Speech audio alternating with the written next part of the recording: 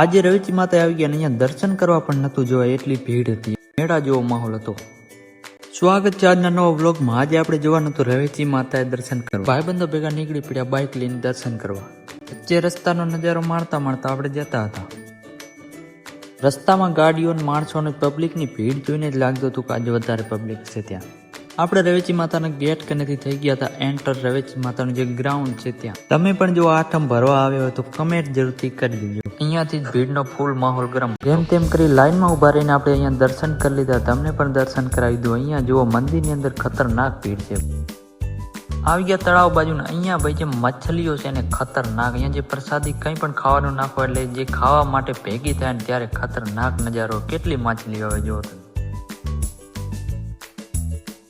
મસ્ત દર્શન થઈ ગયા હતા. હવે આપણે નીકળી ગયા હતા બહારની સાઈડ.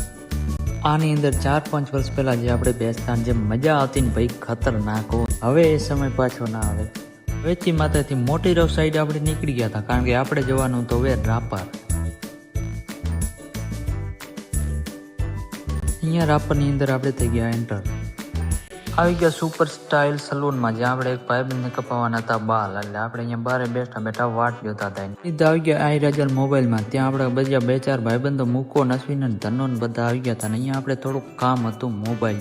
ધનો એવો કેમેરો જોઈને સામે આવ્યો. મને કે કેમેરા મને અહીંયા આવીને મૂછોના આંકડા ચડાવવા માંડ્યો. ત્યાંથી સીધા આપણે આવી ગયા અહીંયા રજવાડી ચામાં. જ્યાં બીજાના રૂપિયાની આપણે ચાય પી લીધી. રજવાડીમાં અહીંયા આપણે ચાય પી લીધી ને બધા બસ ઘરે જવા માટે નીકળતા હતા. હવે ક્યાંય જવાનું નહીં થયું તો આપણે અહીંયાથી બ્લોગ થશે એન્ડિંગ કારણ કે ફોન આપણો થઈ ગયો તો સ્વિચ ઓફ. બાકી મળીએ નવા વ્લોગમાં. ત્યાં સુધી ફોલો કરવાનું ભૂલતા નહીં.